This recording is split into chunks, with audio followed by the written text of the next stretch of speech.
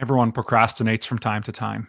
The challenge is some of us make procrastination a habit, which is why we struggle to achieve the things we say we're going to achieve or even do the things that we want to do. And so procrastination is really a virus of the mind when we think about it. And left alone, it'll destroy our hopes, our dreams, and it reveals to the world exactly who we are. And so what's the cure for this virus of the mind? Well, we can start by understanding the cycle that we get ourselves into with procrastination. We can look at what our procrastination style is all about. And finally, we'll touch on a tool that'll help eliminate and overcome procrastination. With that being said, let's get on with it.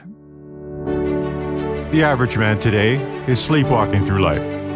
Many never reaching their true potential, let alone ever crossing the finish line to living a purposeful life.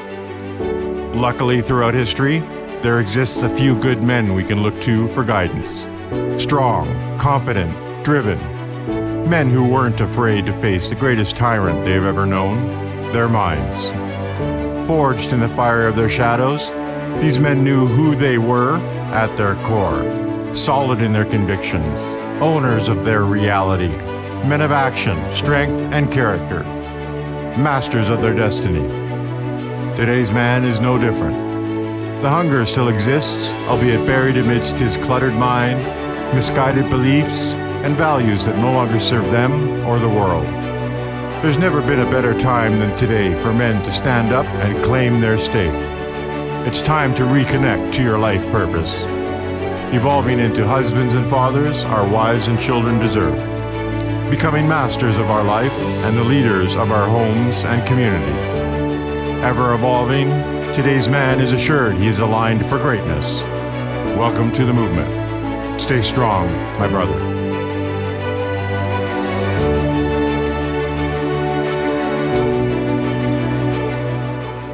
Welcome to the Evolving Man podcast. I'm the founder of The Awakened Man, and my name is Alan DeMonso. As we continue in 2021's theme of reclaim, retool, and respond, and we get into March's theme of habits, today we're going to talk about overcoming procrastination and how we can do that. In doing that, it allows us to live a life with a growth mindset, which has really been the overarching theme of our first quarter. But before I get into all that, I want to encourage you to look and join our brotherhood. We call it the Band of Brothers. It's our community of strong, resilient men who are dedicated not only to their own growth, but the growth of all of their brothers. See, we meet weekly and we go in depth to the monthly theme and a weekly topic. You get exercises to be able to lock in the training that we're working on. And you also get an opportunity for a roundtable to talk about what's most important in your life, because that's really the key of us getting together. And if you're interested in taking your life to another level, then I encourage you to look at the Hero's Quest program. It's a 90-day journey that allows you the opportunity to level up your life to new heights that you haven't seen before. And I guarantee you're going to get great success out of it. With that being said, let's get on with the show.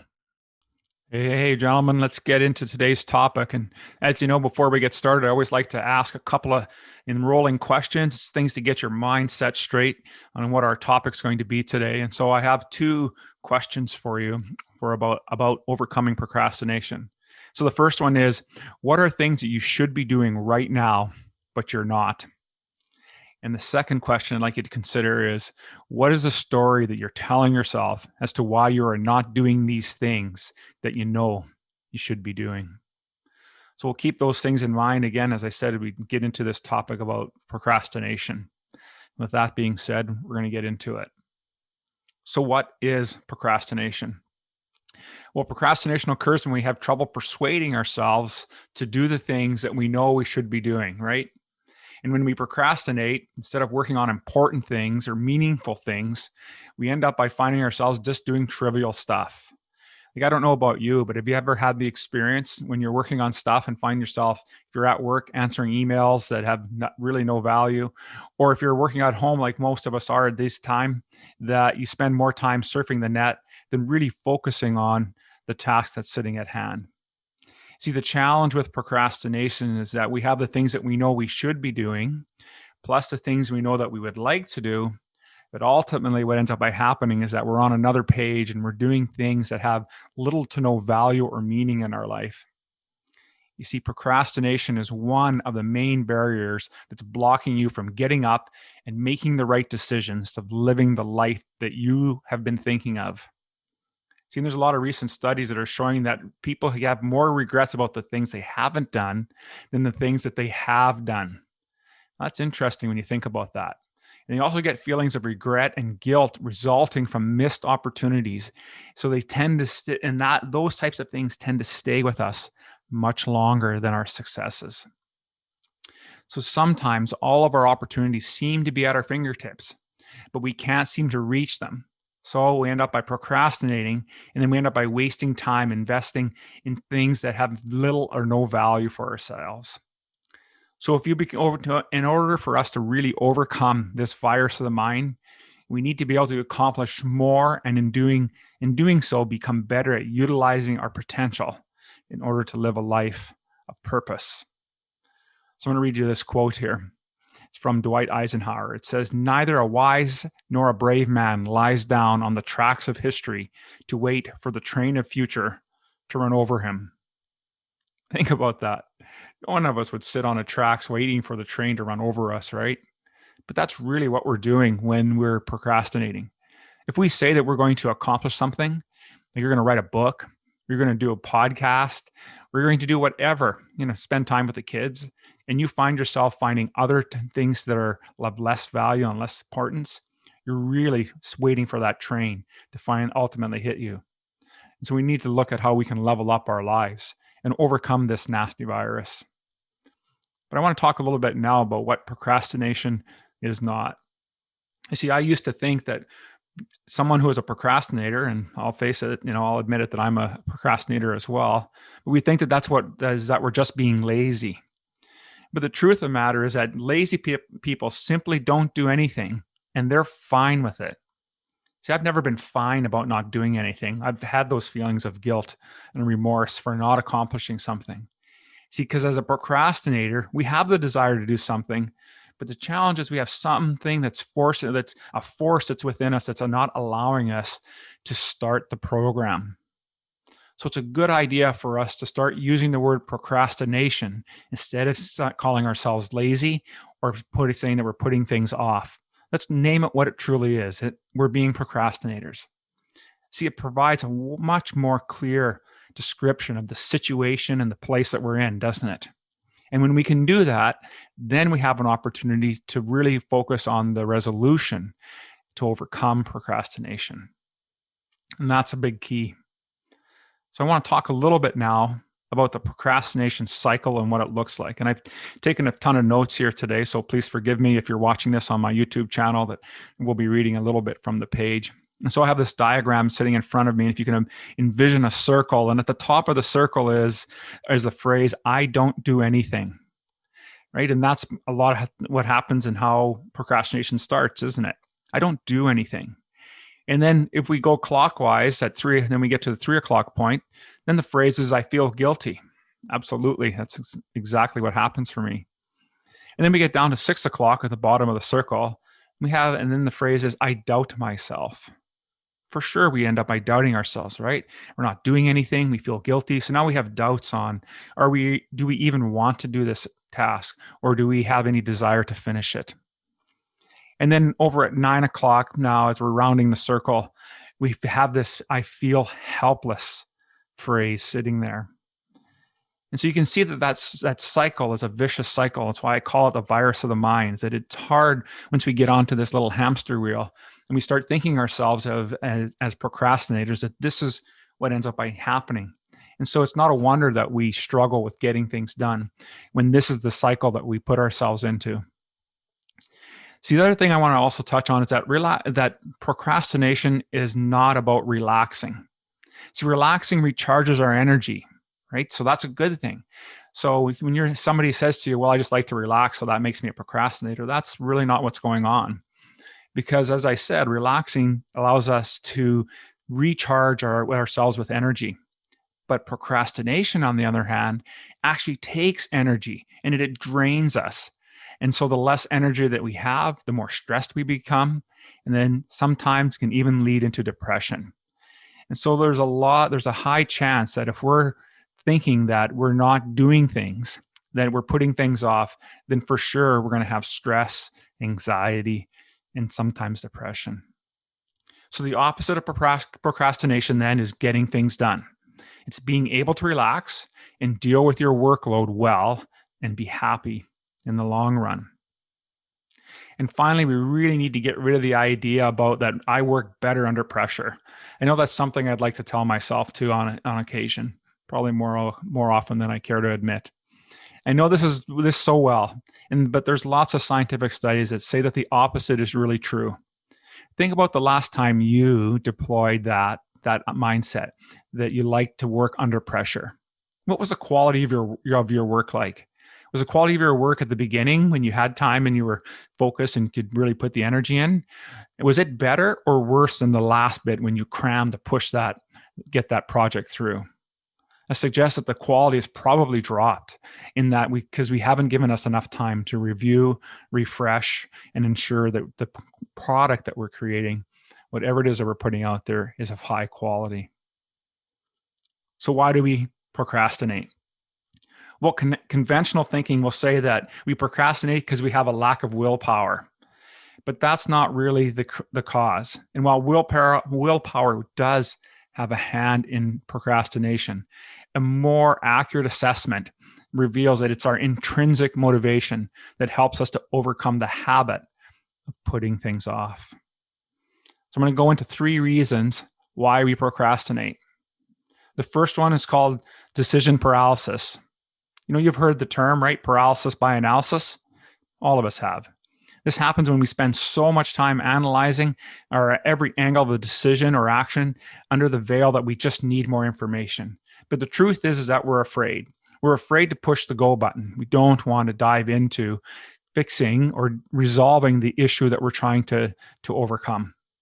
And so the other issue is that we live in a society that has incredible freedoms, right? There's so much information out there and we have so many choices. And so it's easy for us to go down the rabbit hole of any particular topic that we want to.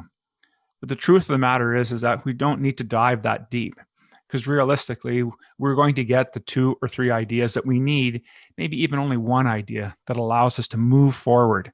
And so the depth of information, unless you're trying to write your doctorate, we don't need to spend the kind of time that we like to think that we need to if this is what you do. Now, the other area of procrastination is valuing time. You've heard another age-old adage, right, that each of us have 24 hours a day to choose how to use them. And when we were younger, we tended to have this belief, consciously or not, that time is infinite. Well, I can tell you that I'm in my 50s now, and time seems much more relevant today than it did in my 20s. And that's because we're getting older and we see the wisdom of being able to get up and get things done. In this past week, I saw this ad on the internet, and it was for a poster that you can pick up, and it's called Weeks of My Life. And the interesting thing about this poster is that it's a visual representation of what your total life plan can be like. And so envision like a calendar, right? The boxes of a calendar with no numbers in it, just boxes. And what you're doing is as each week goes by, you're shading in the box with a colored marker. Ultimately, it gives you that feeling and that sense that I really don't know when my last week is going to be here. And so what have I done with my life? Have I actually accomplished the things that I said I was going to accomplish?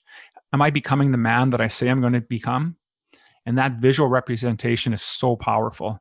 And so it's something that I have on order, and I look forward to having it in my office as I work towards the things that I say that I'm looking to accomplish. I suggest that you have a look at it again. It's called Weeks of My Life. And then the third piece on procrastination is the lack of discipline. So you can imagine self-discipline or self-control as that moment when you give yourself orders, right? Or you're having a hard time following them. And it's not the primary cause of procrastination, but it's an important compound. So to be disciplined, you need to have the correct type of motivation and learn to maintain and work on positive habits. And see how everything's starting to come together, right? And so let's think about, before we dive into the 3 types of motivation, I just want to touch a little bit on some science. We're going to talk a little bit about dopamine, because each of these 3 motivation types will touch on it. So dopamine plays a role in how we feel pleasure, right? It's a big part of our unique human ability to think and plan. It helps us strive, focus, and find things interesting. And so with this background, when we get it, we'll get into the 3 different kinds of motivation types. The first one is extrinsic. So this is the rewards and punishment, right? Remember the carrot and stick. And the idea of this intrinsic was to motivate or force people into performing actions that they would never have considered on their own. But the challenge with this is that when you're forced to do something that you don't really want to do, how does that make you feel? We're not necessarily happier, right? We're probably less happy. And when that happens, then our brains are releasing less dopamine. Again, it's that pleasure feeling. So do you really want to do this if it's an extrinsic motivation? And there's tons of studies that have confirmed that using extrinsic motivation actually lowers our performance in the activities. And so because it requires even a little brain work and creativity in getting it going, right? So the next type of motivation is goal-based motivation. See, and this is the one where we have drives to do something. So maybe your goal is to lose weight, and I've talked about that in other podcasts. So it causes us to work hard for this goal, which is great, right? It means sooner or later you're ultimately going to achieve that goal. But then what happens? Well, you get this one-time dopamine release, and you just feel so great because you've accomplished this goal. But then there's something happens after this immense sense of joy and pleasure has overcome and washed over us. We tend to go back to a normal state of joy or a set point of happiness, which can be good or can be bad, excuse me. If you're a happy person by nature, then you'll go back to just being a happy person. If you're not a happy person, well, then you're going to go back to that other set point as well. And so it can be a challenge to have your motivation be goal driven, because you're constantly then driving for another goal and another goal. And then, of course, the third one is intrinsic motivation, right? Intrinsic motivation is really about meaning and vision, that provides a long-lasting and satisfying motivation point for us. It's really the premise behind everything that I do with the Awakened Man. It's about having us really dive deep and understand truly what inside of us motivates us and gets us up every day. It helps us feel and believe and act in ways that make us become whole, complete men. And so when we do that, men and people in general will see purpose in their actions. It's another reason why one of the statements I make frequently is living a life of purpose on purpose. Right? It's part of our hero's journey. It's this type of motivation that is based on the concept of having a personal vision, which is what we do in our first module in the 5 pillars of man, right? I call it the return of the king. And it's truly about coming up with your personal vision statement and knowing exactly who you are as an individual. But unlike chasing goals, a personal vision is an expression of something that lasts long. It answers the question of how you would like most to spend your time in life. So it focuses on our actions and not results. It focuses on a journey instead of a destination. Here's another great quote from Theodore Roosevelt. He says, "In a moment of decision, the best thing to do is the right thing to do. The next best thing is the wrong thing. And the worst thing you can do is do nothing." So we procrastinate because of how we feel. In turn, we feel the way we do because of how we think. What we believe leads us to feel certain emotions, and these emotions leads us to procrastinate. Our work is trying to avoid these emotions that cause us to try and distract ourselves. And we distract ourselves by doing lots of things, such as turning to vices, right? Whether that's YouTube watching, playing online games, smoking, drinking, whatever it is that you do to pull you away when you're feeling these emotions of stress and anxiety. That this is what ends up ultimately happening to us. So this kind of leads into our procrastination style. And so let's get into what these styles are all about. And so First, let's know that while I'd like to do these personality in air quotes styles, it's really just about having another insight into our psyche and how it is that we shape and form ourselves in this world. And so when you're doing these or you're looking at a procrastination style, just think of it from that standpoint. It may not be an all the time thing, but it probably shows up more often than you'd care to admit. And so I didn't come up with these styles. This is obviously out of from somewhere, and someone's done some great work. And so the 6 types that we're going to go through today from a great book by Linda Sapadin and Jack McGuire. And their book is called It's About Time, The 6 Styles of Procrastination and How to Overcome Them. So let's get into these 6 styles. And so for the first 3, these procrastination styles are focused on being motivated by feelings of and anxiety. So the first style we're going to touch on is the worrier. See, the worrier doesn't start that important or difficult task because they don't believe that they'll be able to do it. See, they fear they won't succeed. They feel anxiety at the time of failure, and typical procrastinating belief associated with this worrier is, I won't be able to because. And that's where they get stuck. The second motivation style is the perfectionist. In a similar vein to the worrier, the perfectionist doesn't start the task because of a fear of failure. However, for the perfectionist, failure requires not doing the task perfectly. See, the typical perfectionist belief might sound like, if you don't do the task extremely well, then I'm a failure. And I can resonate with that in my earlier days for sure. See, this is the guy waiting to start a business until everything is perfect and organized. Geez, do you know anybody like that? I do. And then there's the overdoer. See, the third procrastinator style is motivated by anxiety is this overdoer characteristic.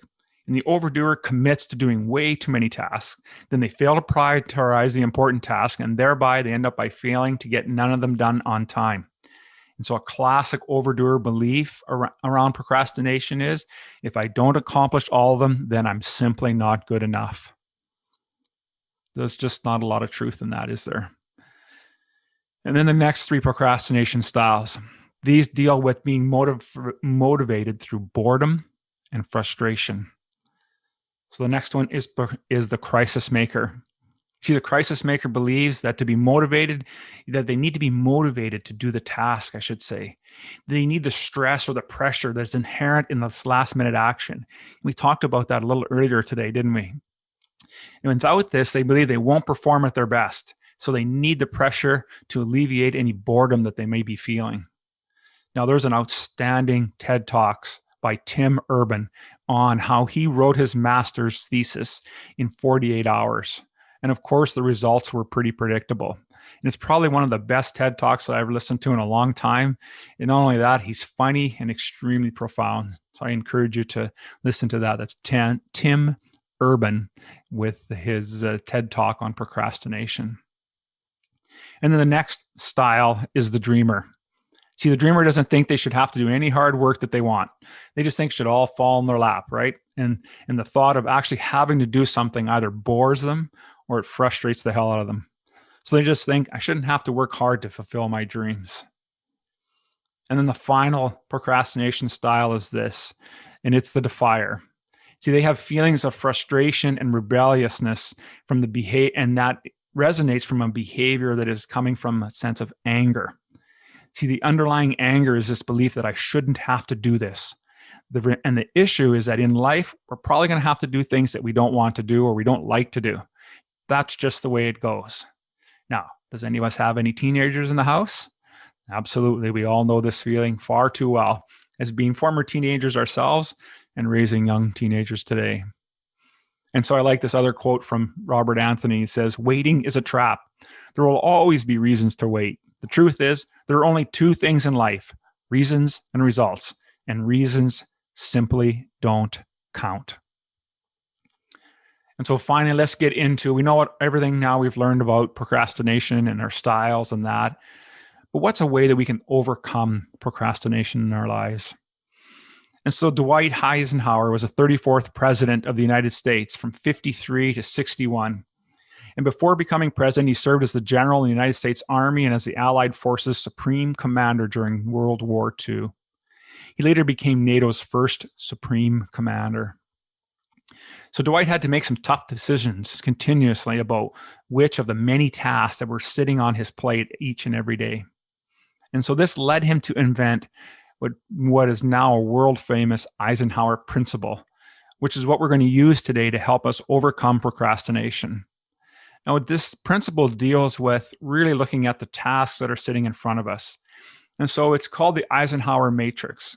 And if you can envision a 4-quadrant matrix, and we'll start in the upper left-hand corner. And this is the important and urgent things that we need to focus on in our lives. This is the do first tasks, right? These are the things that are all about our vision and our mission. It's the things that are most important that we need to do in order to achieve that goal.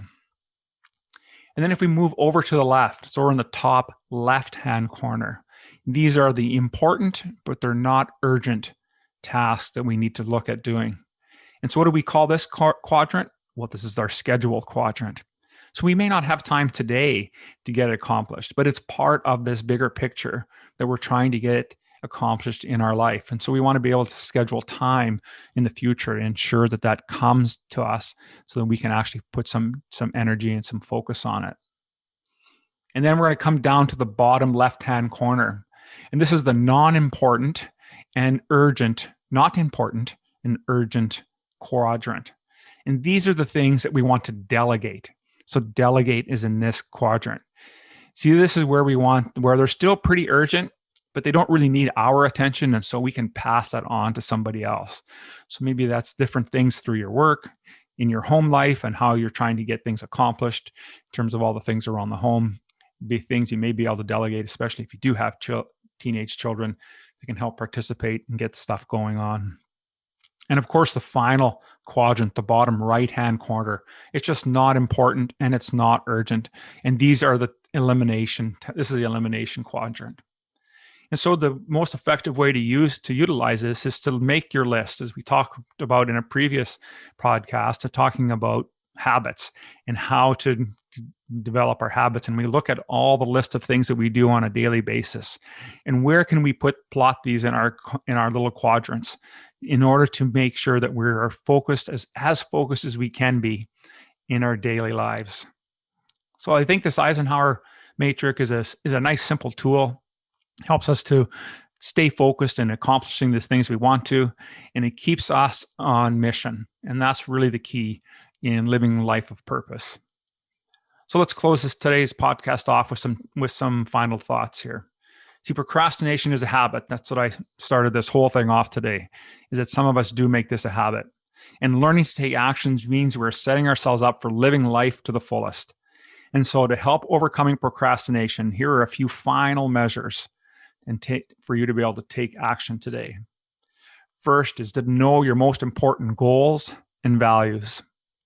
Next, only do the tasks that contribute to those goals and values, right? Using that Eisenhower matrix. And then mentally link your tasks to your identity. You know, the one that you see yourself as, I'm the kind of person who. It's so important that we link our tasks and our things that we're doing to who we are and say that we are as individuals. And you want to plan your week. So you can use a habit tracker that you can find at Atomic Habits, or you can join the Hero's Quest and get your tracker there. So I have a simple tracker for you to help track everything that you're trying to accomplish in a week. And the next thing is not to overdo it. Remember, we talked about relaxation earlier on today. Relaxation is important. It allows us to recharge ourselves, get some mental clarity so that we can go back at it and really take on the day like the warriors that we are. And the last thing is you need to believe in yourself.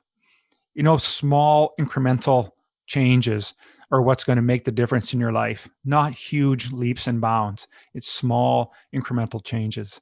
And so overcoming procrastination requires us to take that action and to make those efforts. Do you want support in overcoming procrastination, regardless of where it shows up in your life? Then I recommend joining the Awakened Man community and our Band of Brothers Men's Circle. You see, we offer a structured format that guides men to living meaningful and purposeful lives. The men that flourish in this format are those that are ready to take responsibility in three key areas of their life. The first is who they are today. Second is where they are today. And third is who they aspire to become. If that sounds like you, then I look forward to seeing you in our brotherhood. Take care, and aho, my brothers. Thank you for listening to the Evolving Man podcast. Are you ready to own your destiny? To become more the man you are destined to be? Join the brotherhood that is The Awakened Man at theawakenedman.net and start forging a new destiny today.